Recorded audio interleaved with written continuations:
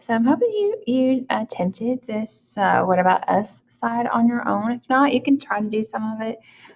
It does help if you have a little bit of experience with something before we get into it. But before this lesson, all of our curves we've analyzed have been functions. And so we found critical values using the first derivative, figured out concavity using the second derivative. But what about relations? That's why it's What About Us with Pink, because she sings a song. They are problems that want to be solved too. So we can use implicit differentiation to work with these relations, which is what we're going to do on this assignment. So we have a graph of that relation.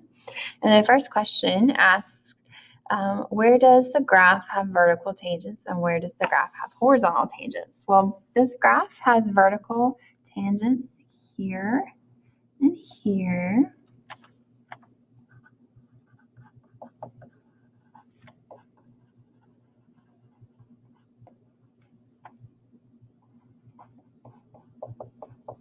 That's x equals positive and negative 2. But this graph doesn't have any horizontal tangents.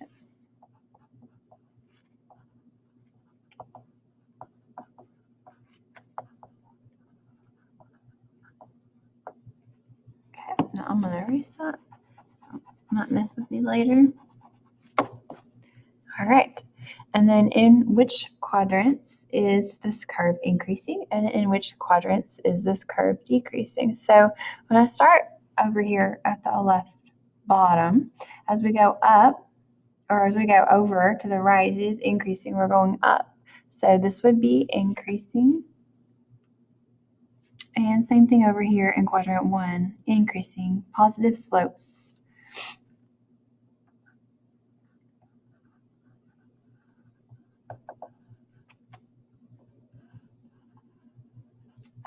So that's quadrant 1 and 3.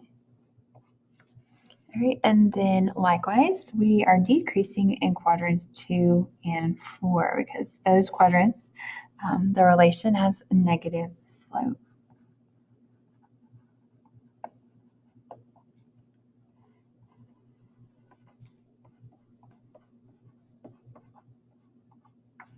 All right, number 3 asks us to do something we have not done in a while, and it is to find the derivative of the function using implicit differentiation. So I'm going to just write the function down real quick because it's at the very top of my page.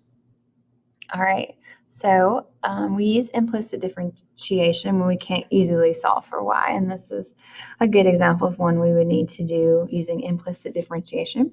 So we are finding the derivative with respect to x. So if the variable is x, it's no big deal. You just do like normal. If the variable is y, we're going to do the chain rule. All right, so this one we would multiply by 2, take 1 away from the power on x, and then since it was an x, then that's it. That's all we do. And then for minus y squared, we do the power rule. But since the variable is y, we do the chain rule and multiply by dy dx. Right? And then the derivative of 1 is just 0.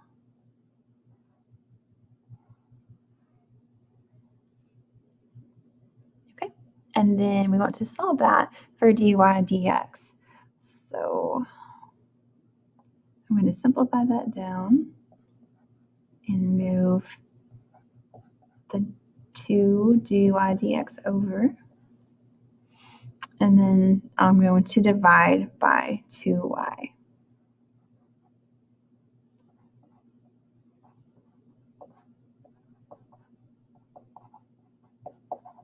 No, that's a horrible way to leave the answer. Don't do that.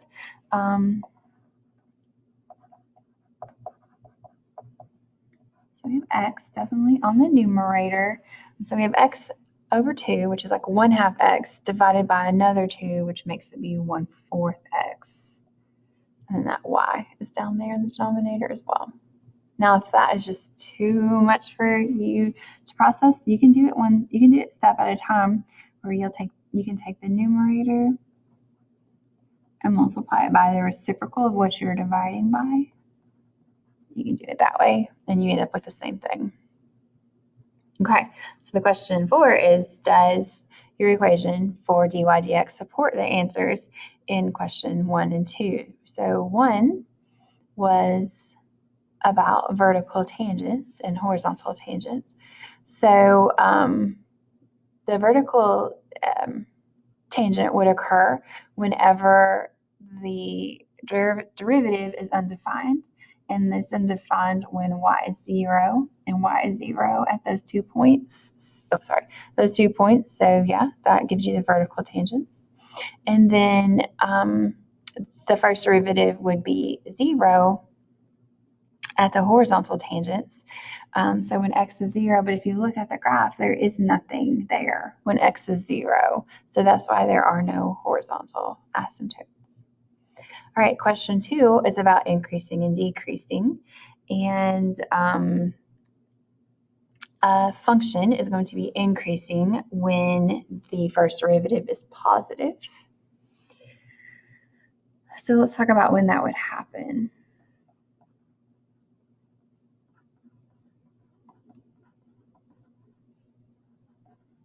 So we have the function x divided by 4y.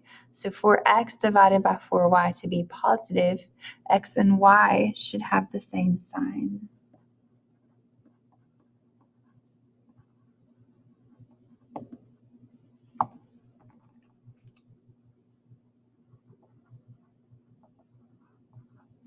All right.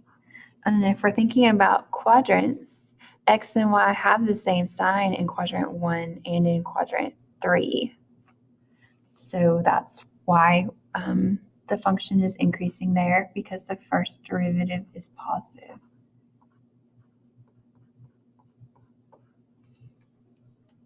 Okay, and then dy dx is negative in this case when we do a positive divided by a negative or a negative divided by a positive.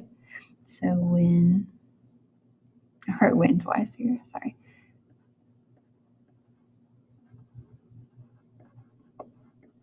Have different signs or opposite signs. All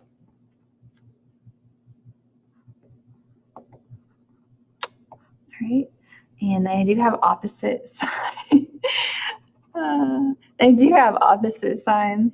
Apparently, I can't spell the word different. In quadrant 2 and in quadrant 4. So this would be a negative divided by a positive. This would be a positive divided by a negative. So that's why the function is decreasing there. Whew. All right, and then 5 asks us about concavity. So if we're looking at the graph, we want to know when the graph is concave up and when the graph's concave down. Talking about quadrants again. So concave up should be this section right here and this section right here. And then the other two are concave down.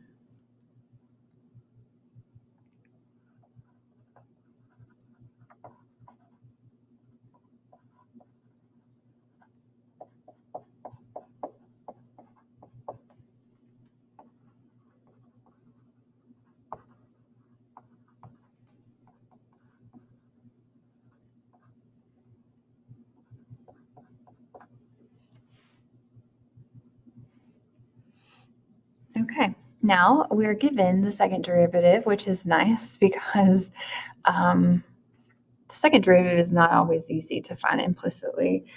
Neither is the first derivative in that case, but we want to explain how this equation supports our noticings about concavity in the curve. So when the second derivative is negative, or we'll do that first.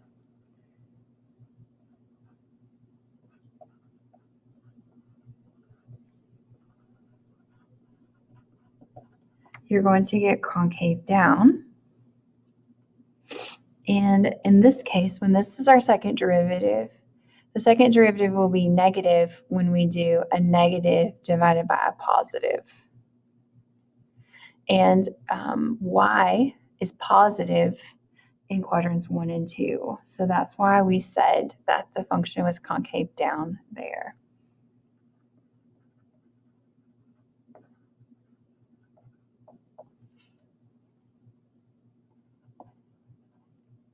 So when y is positive in this case, now it changes from case to case.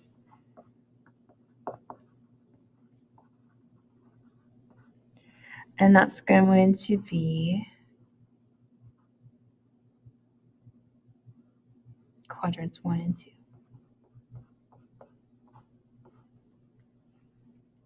Okay. And then for concave up, so in this case, the second derivative is positive when y is negative. All right, because if y is negative, we get a negative divided by a negative, which is a positive. And in this case, that is quadrants 3 and 4. So it does support what we said from the graph. Okay, so let's look at some problems or some important ideas first. So implicit differentiation can be used to find the first and second derivatives of relations. So critical points are the x and y values where dy dx is 0 or is undefined. Now, something we need to pay attention to is that we need to make sure that these points, the x and the y coordinate together, do satisfy the original equation. Now, that's not something that we've really worked with too much with critical numbers, but we do need to look at that on each one of these. All right, and then the curve is increasing just like our regular rules when dy dx is greater than 0 and decreasing when dy dx is less than 0. And then a curve is concave up when the second derivative is greater than 0 and concave down when the second derivative is less than 0 or negative. Okay, so let's look at number 1. And we're given a function, we're given its first derivative, and we're given its second derivative, which is awesome. So first thing we're going to do is find the critical points of the curve. And then, we'll justify like throughout our whole work. So we're not just going to give the answer, we're going to show our work. All right, so critical points are found when the first derivative is 0. So if we're looking at our first derivative, it should be 0 when x is 0, when the numerator is 0. And that first derivative is undefined when the denominator is 0, so in this case, when y is 0. Now, for critical numbers, you need the whole point, not just the x coordinate and not just the y coordinate. You need the whole point. So what we'll do is we'll take that 0 and put it back into our curve. So 0 squared minus y squared over 5 equals 1. So we want to find the y that goes with this x. So it kind of cancels out. We'll multiply by a negative 5.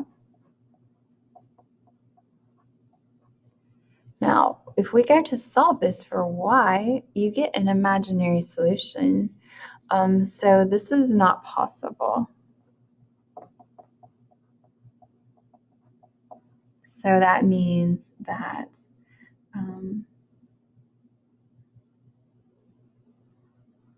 x equals 0 is not a critical point.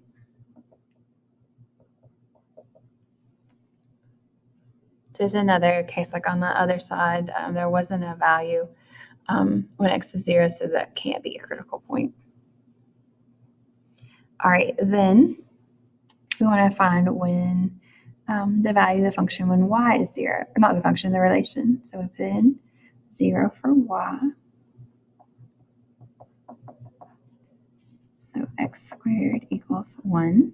So x is positive and negative 1.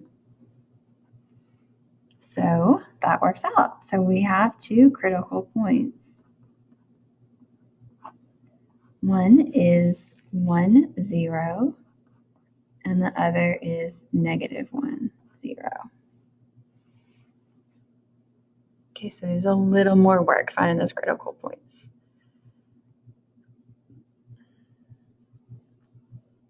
Okay, and then for B, we want to know, is the curve increasing or decreasing in quadrant 4?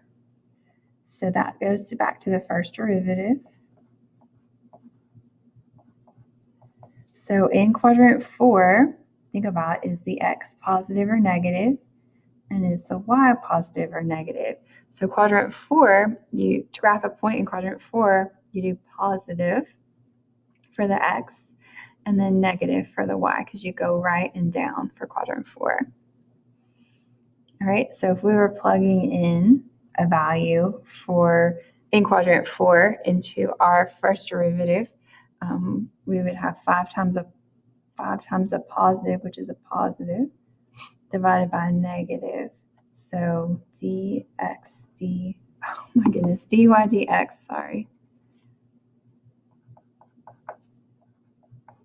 is equal to positive. So that would mean that the curve is, a positive divided by a negative is a negative. So dy dx is less than 0 in quadrant 4. And so that means the relation is decreasing.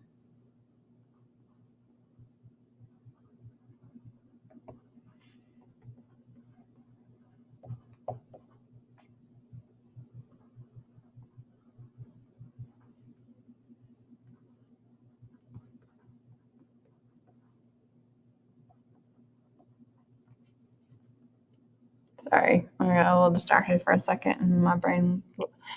All right, and then we'll talk about concave up or concave down. So when we're talking about concavity, we're looking at the second derivative.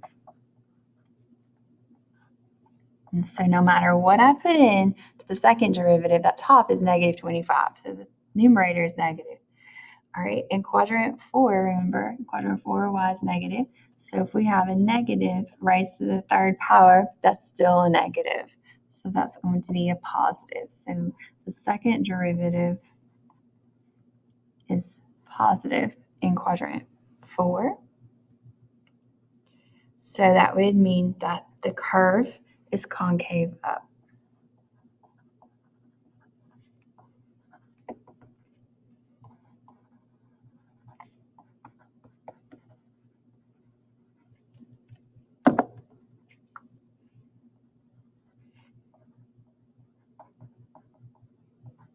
Because the second derivative is positive.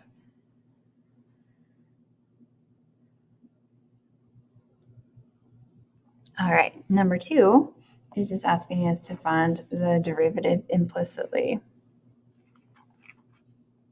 Now, this is going to not be easy. On this part right here, we're going to have to do the product rule. And then on this part right here, we're going to have to do the quotient rule. So those are two good things to practice, because we haven't done a whole lot with them lately. And we also do implicit differentiation, because we have y's thrown in there with the x's. So let's review the product rule. So we're going to leave x squared alone and multiply by the derivative of y, which is dy dx. And then plus, leave y alone, multiply by the derivative of x squared. Okay, that's the product rule. So then minus, we'll do the quotient rule.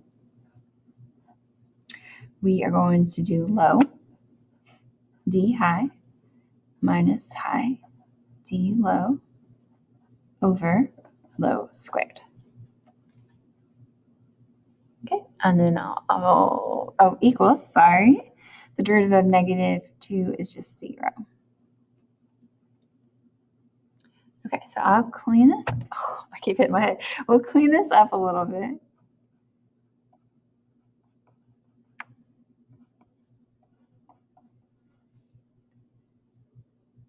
I'm going to go ahead and distribute this negative because I think it's going to make it easier for us later not to make a mistake.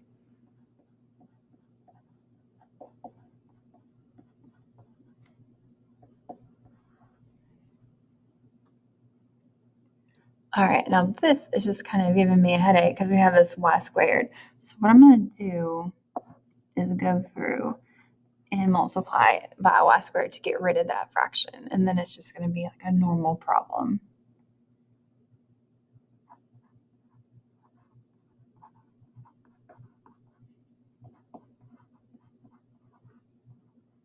Now here, when I multiply this whole fraction by y squared, it just cancels out the denominator and it doesn't change anything else.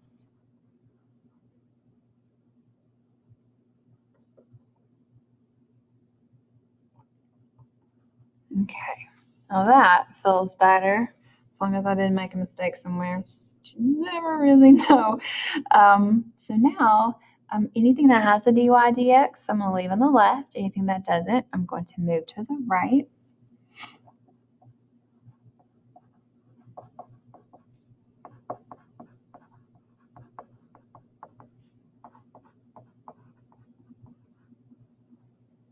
And then I'll factor out the dy dx.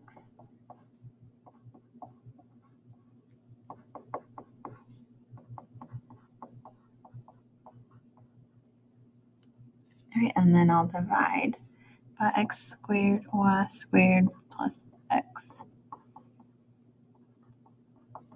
Okay, so finally, we do get our answer.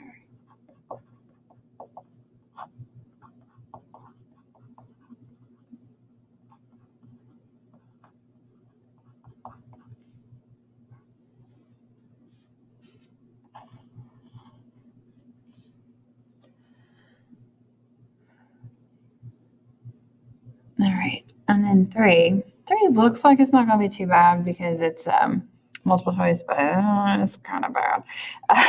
So, and then I didn't notice this, but when I made copies, it kind of cut off. But the curve is e to the x equals sine of y. So I want that to all be together.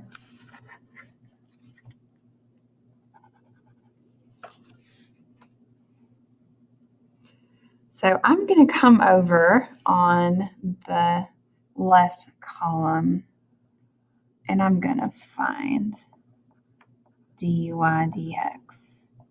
And I'm actually writing it out because it's going to look so much similar to this one, it's going to make you confused. So I don't want it to. So the derivative of e to the x is just e to the x. All right. And then the derivative of sine of y is going to be cosine of y dy dx, since the variable was y. All right, and then we just need to divide by cosine of y.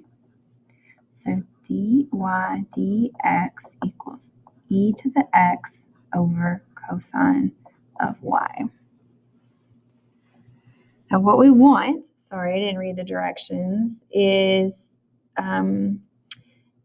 where the curve has vertical tangent lines. So the vertical tangent lines are going to occur when dy dx is undefined. Okay. So something is undefined, a couple of different reasons, but this one is undefined when the denominator is 0. So all functions would be undefined when the denominator is 0, but there are other things that could happen. But this is going to be undefined when cosine of y equals 0.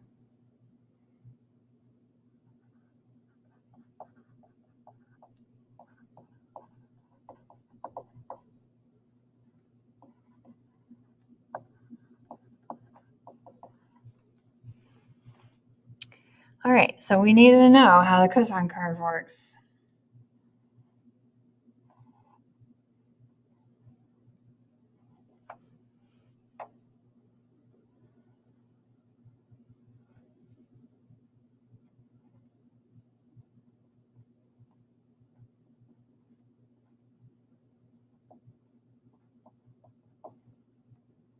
So there's ordered two values. We can say this is y over when cosine is 0, and that is at pi over 2 and 3 pi over 2.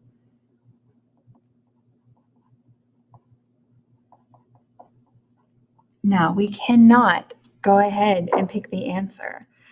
Just like here, when x was 0, we couldn't just pick that when x is 0. We have to make sure it works for the function. All right, so I'm going to go back to the original function, e to the x equals sine of y. I'm going to put in pi over 2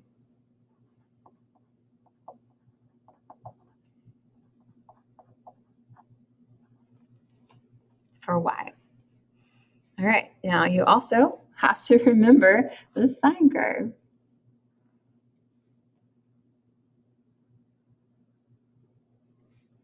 All right, so this is pi over 2. This is 3 pi over 2. So at pi over 2, the sine is 1. So then you have to think, can e to the x equal 1? And it can, because if x was 0, it would. So this is okay. This is all right. So y can equal pi over 2.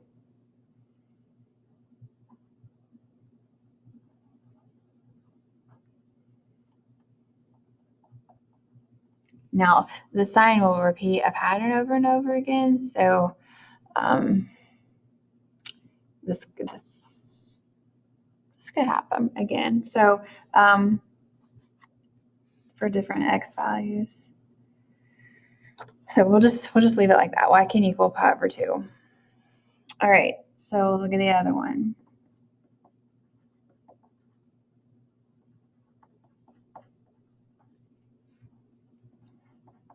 All right, so the sine of 3 pi over 2 is -1. So can you raise e to some power and ever make it be negative? You can't. You can't even make e 0. So this is not possible. So y cannot be 3 pi over 2. So just the pi over 2.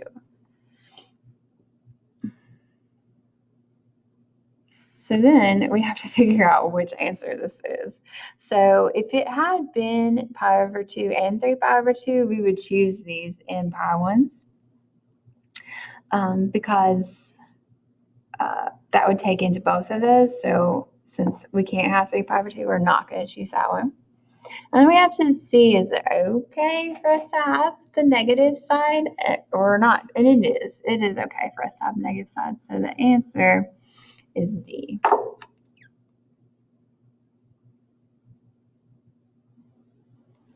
right, so I know that one was tough. Not a lot to go through. So I like to rank, that was an actual AP question. I like to rank them. I always say that's one of the more difficult ones to get right. There's just so much to remember. So I have some other AP type multiple choice questions that I want you guys to practice for your assignment. There's 6 of them.